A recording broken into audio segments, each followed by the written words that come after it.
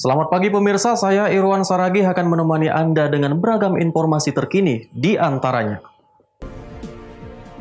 Kabupaten Karo masuk zona merah COVID-19. TK Polsek Gamba Labuhan Batu Selatan ringkus pelaku pencurian. Budidaya ikan lohan hasilkan omset jutaan rupiah. Selain cuplikan berita tadi, kami juga akan menghadirkan beragam informasi lainnya. Pemirsa, kita jelang sumut hari ini pagi selengkapnya.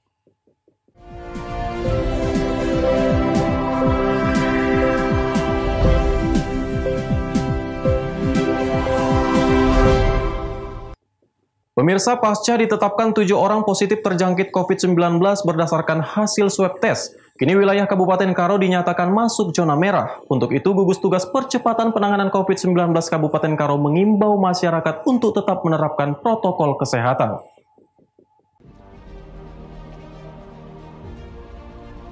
Setelah beberapa minggu berada pada zona kuning, akhirnya Kabupaten Karo masuk dalam zona merah.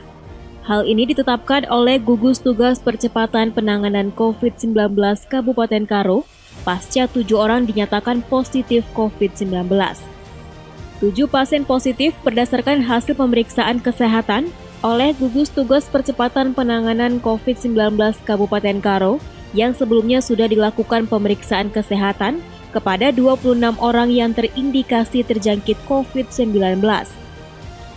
Dari ketujuh pasien yang positif tersebut diantaranya 3 warga sipil, 2 aparat penegak hukum, dan 2 lainnya merupakan petugas medis. PLH Ketua Gugus Tugas Percepatan Penanganan COVID-19 Kabupaten Karo mengimbau kepada masyarakat untuk menerapkan physical distancing dan protokol kesehatan, mengantisipasi agar tidak terjangkit COVID-19.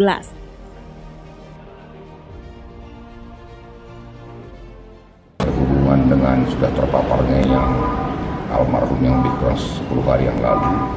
Kemudian karena hasil swabnya walaupun bukan penduduk Karo positif, sehingga ya teman-teman dari Dinas Kesehatan kita dari gugus tracing ya, siapa kontak-kontak langsung dari pasien ini. Ternyata ada 26 orang kita swab, termasuk sebenarnya sudah kita dahului dengan rapid test ya. Jadi yang kita curiga itu kita swab ada 26 orang yang sudah keluar hasilnya. Ternyata di hari Sabtu kemarin itu kita sangat mengejutkan, ada tambah 3. Sehingga dengan demikian total kita sekarang di Karo itu sudah positif menjadi 7.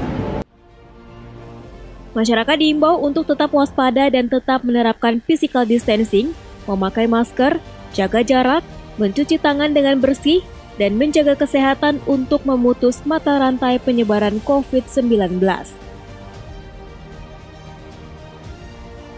Chandra Bukit melaporkan untuk Eva Rina TV. Pasien positif COVID-19 hasil swab di Kabupaten Simalungun yang telah dinyatakan sembuh kembali bertambah 1 orang. Pasien tersebut berjenis kelamin perempuan berusia 44 tahun, warga Tigarunggu, Kecamatan Purba, yang telah dilakukan perawatan selama 35 hari di Rumah Sakit Tuan Ronda Haim Saragih, Pematang Raya. Pasien positif COVID-19 hasil swab di Kabupaten Simalungun yang telah dinyatakan sembuh kembali bertambah 1 orang. Sehingga kini total pasien sembuh dari COVID-19 hasil swab berjumlah 11 orang. Sedangkan pasien yang masih dirawat berkurang menjadi 12 orang. Setelah dinyatakan sembuh, pasien tersebut langsung diberangkatkan oleh petugas medis dari Rumah Sakit Tuan Ronda Haim Saragih ke kediaman pasien. Saat melakukan pemberangkatan, pasien tersebut diberi ulas sebagai tradisi untuk memberi semangat dan bentuk kesyukuran atas kesembuhannya. Humas Gugus Tugas Percepatan Penanganan COVID-19 Simalungun Akmal Siregar menyampaikan, pasien tersebut berjenis kelamin perempuan, berusia 44 tahun, warga Tigarunggu, Kecamatan Purba, yang telah dilakukan perawatan selama 35 hari di Rumah Sakit Tuan Ronda Haim Saragih, Pematang Raya. Baik, terima kasih. Hari ini Rabu tanggal 10 bulan Juni 2020 dapat kami sampaikan, alhamdulillah, puji syukur kita sampaikan Hari ini, tepatnya semalam, pertambahan pasien yang sembuh dari COVID-19 bertambah 1 orang, seorang perempuan asal Naguri atau Kelurahan Tigarumbu, Kecamatan Purba, telah dinyatakan sembuh dan kemarin sudah diantarkan oleh pihak rumah sakit Tuan Rodaheim Pematang Raya. Yang sembuh ini berusia 44 tahun. Dirawat sejak kapan, Pak? Dirawat lebih kurang 35 hari di rumah sakit Rodaheim. Sehingga hari ini update Rabu tanggal 10 Juni 2020, pasien sembuh sebanyak 11 orang, pasien yang masih dalam perawatan sebanyak 12 orang. Dengan bertambahnya pasien sembuh COVID-19, dalam hal ini Ketua Gugus Tugas JR Saragi menyampaikan apresiasi yang tinggi terhadap Dinas Kesehatan, Direktur dan para petugas medis Rumah Sakit Tuan Rodaheim Saragi yang telah melaksanakan perawatan pasien dengan hasil yang maksimal. Semoga dengan kesembuhan ini menjadi semangat bagi kita semua. Dosi Simarmata melaporkan untuk Eva Arena TV. Pemirsa, masifnya penyebaran COVID-19 di Sumatera Utara membuat sejumlah pihak bahu-membahu untuk melakukan pemeriksaan secara dini. Pihak Universitas Sumatera Utara sendiri saat ini tengah menyalurkan 10.000 alat rapid test di beberapa kabupaten dan kota di Sumatera Utara.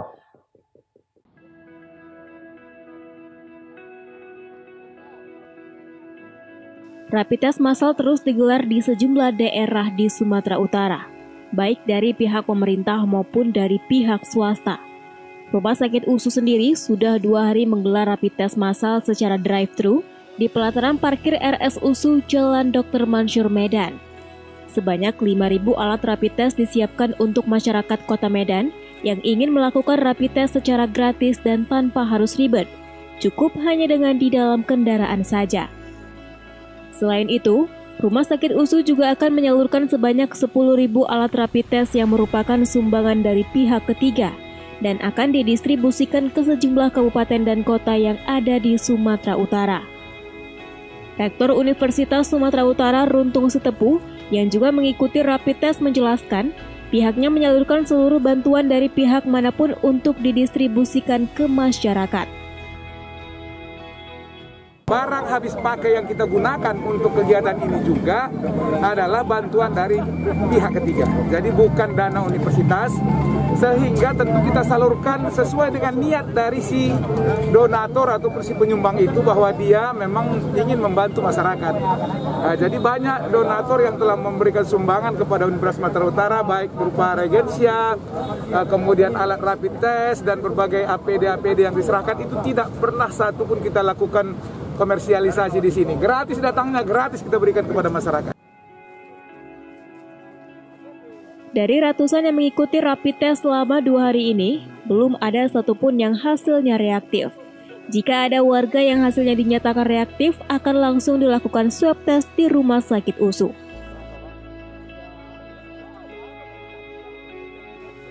Daniel Pekuali melaporkan untuk Eva Arena TV.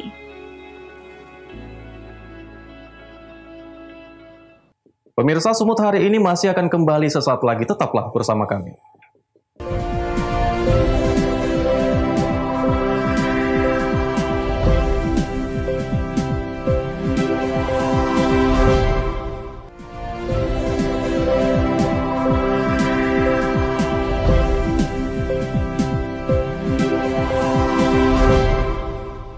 Terima kasih Anda masih bersama kami. Pemirsa, tim khusus anti bandit atau TK Polsektor Gamba Polres Labuhan Batu meringkus para pelaku pencurian. 2 diantaranya merupakan pelaku pencurian di supermarket yang berlokasi di Aek Batu Torgamba, Labuhan Batu Selatan. Dalam kurun waktu sebulan, TK Polsektor Gamba berhasil meringkus 6 pelaku tindak pidana pencurian, baik dengan pemberatan maupun pencurian berbagai produk di supermarket. Kapolsektor Gamba, AKP Firdaus Kemit menjelaskan, pihaknya berhasil meringkus para pelaku tindak pidana pencurian. 2 diantaranya RH dan JAT, merupakan pelaku pencurian di supermarket yang aksinya terekam CCTV. Sementara 4 tersangka lainnya merupakan tersangka kasus curat. Tersangka TA dan HS membobol rumah warga di Pulau Intan Aik Batu Torgamba. Kedua pelaku membawa kabur emas dan uang tunai korban dengan kerugian mencapai 49 juta rupiah. Dari sebagian hasil pencurian, pelaku membeli sepeda motor merek Fiction. Sedangkan tersangka JN dan ESJ pelaku curat pembobol rumah warga di Jalan Mutiara Aik Batu Torgamba. Pelaku beraksi saat korban pulang kampung sehingga mengalami kerugian 15 juta rupiah.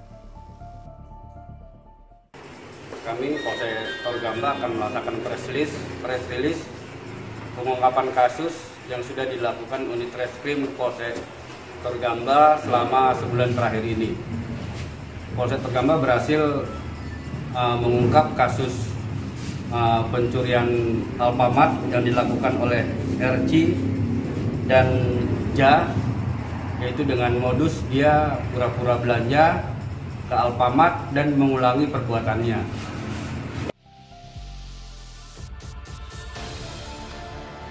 Selain meringkus para pelaku, polisi berhasil mengamankan berbagai barang bukti hasil curian. Untuk mempertanggungjawabkan perbuatannya, kini para pelaku ditahan di Polsek Torgamba dan dijerat dengan pasal 363 KUHP dengan ancaman hukuman maksimal 7 tahun penjara. Ucok Sitorus melaporkan untuk Evarina TV.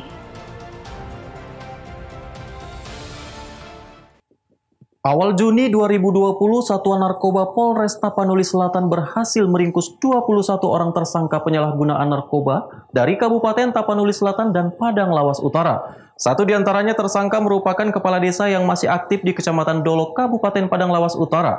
Dari kasus ini, petugas berhasil menyita sabu-sabu dan ganja.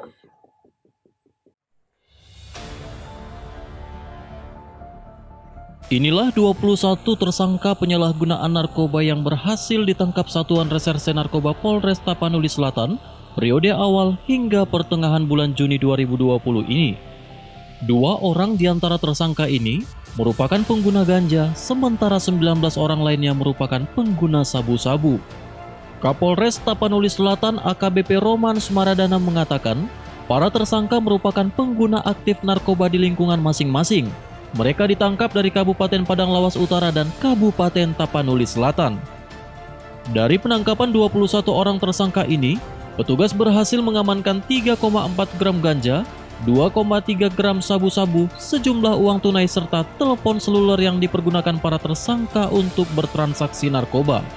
Salah seorang tersangka merupakan Kepala Desa Purbatua Kecamatan Dolok Kabupaten Padang Lawas Utara. Kepala desa ini ditangkap karena mengkonsumsi sabu-sabu. 2 tersangka kasus ganja dan 19 orang kasus sabu-sabu. Dengan untuk LP-nya adalah ada 14 LP, kemudian barang bukti untuk ganja sebesar 3,44 gram dan sabu-sabu sebanyak 2,03 gram. Para tersangka dijerat dengan Undang-Undang Nomor 35 Tahun 2009 dengan ancaman hukuman 5 hingga 10 tahun penjara. Azan Sinaga melaporkan untuk Evarina TV. Pemirsa, Kepolisian Resort Tanjung Balai melakukan pemusnahan barang bukti narkotika jenis sabu-sabu seberat 2,5 kg dan pil Happy Five sebanyak 4.432 butir. Barang haram tersebut hasil tangkapan selama September hingga Maret 2020. Kepolisian Resort Tanjung Balai disaksikan instansi terkait melakukan pemusnahan barang bukti narkotika jenis sabu-sabu dan Happy Five. Dari kasus tersebut, sebanyak 12 orang tersangka ditahan pihak kepolisian. Sebelum dilakukan pemusnahan, barang bukti tersebut dilakukan uji keaslian dari Lapor Polda Sumatera Utara yang disaksikan oleh para tersangka. Pemusnahan barang bukti narkotika ini dilakukan setelah mendapat kekuatan hukum tetap dari pengadilan setempat. Baik, hari ini kita melaksanakan pemusnahan barang bukti narkoba jenis sabu ya, dan heavy pipe. Jadi dari barang bukti yang kita musnahkan keseluruhannya yaitu jenis sabu sebanyak 2.629 gram. Kemudian heavy pipe ada sekitar 4.432 butir heavy pipe. Kemudian barang bukti yang kita sita ini dari 7 laporan polisi yang terdiri dari 12 tersangka. Barang bukti narkotika sabu dimusnahkan dengan cara direbus dan dibakar oleh petugas dan dibuang ke septic tank agar tidak bisa didaur ulang kembali. Terhadap para tersangka dikenakan Undang-Undang Narkotika. Wanda Pratama melaporkan untuk Eva Arena TV. Pemirsa, Sumut hari ini akan kembali dengan informasi menarik lainnya. Tetaplah bersama kami.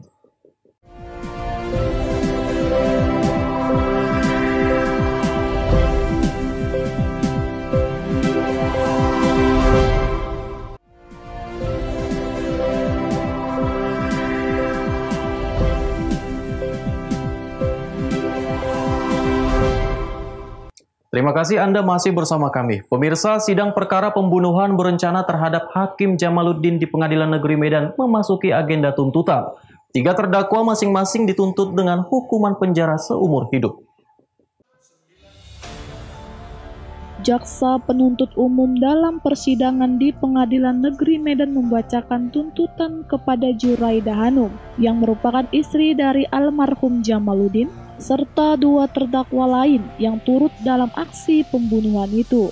Proses persidangan masih tetap dilakukan secara daring, di mana ketiga terdakwa tetap berada di rumah tahanan Tanjung Gusta dan mendengarkan tuntutan jaksa melalui video conference.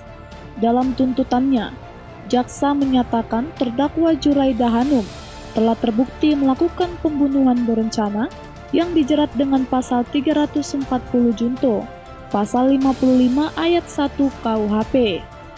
Jaksa penuntut umum menilai Juraida terbukti telah merencanakan pembunuhan kepada suaminya yang merupakan hakim di Pengadilan Negeri Medan. Untuk melaksanakan rencananya, Juraida meminta bantuan kepada Jeffrey Pratama yang merupakan selingkuhannya. Jeffrey turut mengajak adiknya Reza Pahlevi membantu proses eksekusi. Atas perbuatannya, jaksa meminta kepada majelis hakim agar Juraida Hanum dijatuhi hukuman penjara seumur hidup. 2 orang terdakwa lainnya yang menjadi eksekutor juga dituntut dengan hukuman yang sama. Dengan memperhatikan ketentuan undang-undang yang bersangkutan menuntut supaya majelis hakim Pengadilan Negeri Medan yang memeriksa dan mengadili perkara atas nama terdakwa Juraida Hanum memutuskan: 1. Menyatakan terdakwa Juraida Hanum secara sah dan meyakinkan bersalah melakukan tindak pidana pembunuhan berencana secara bersama-sama sebagaimana diatur dan diancam pidana pasal 340 KUH pidana junto pasal 55 ayat 1 ke 1 2 KUH pidana dalam dakwaan primer, menjatuhkan pidana terhadap terdakwa Juraida Hanum dengan pidana penjara selama seumur hidup.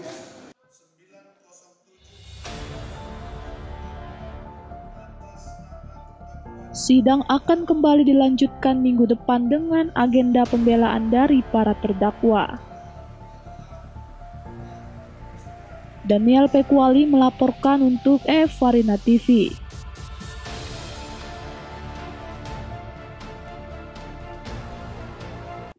Pemirsa, seorang pegawai negeri sipil di Tanjung Balai berhasil membudidayakan ikan lohan di kediamannya. Berawal dari hobi, kini dirinya berhasil meraup keuntungan jutaan rupiah dari penjualan ikan lohan tersebut. Berikut liputannya untuk Anda.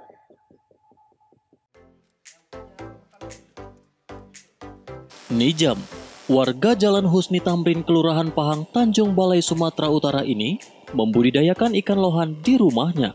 Hampir 1 tahun ini, dirinya fokus merawat ikan lohan. Mulai dari masa bertelur hingga penetasan dilakukannya sendiri.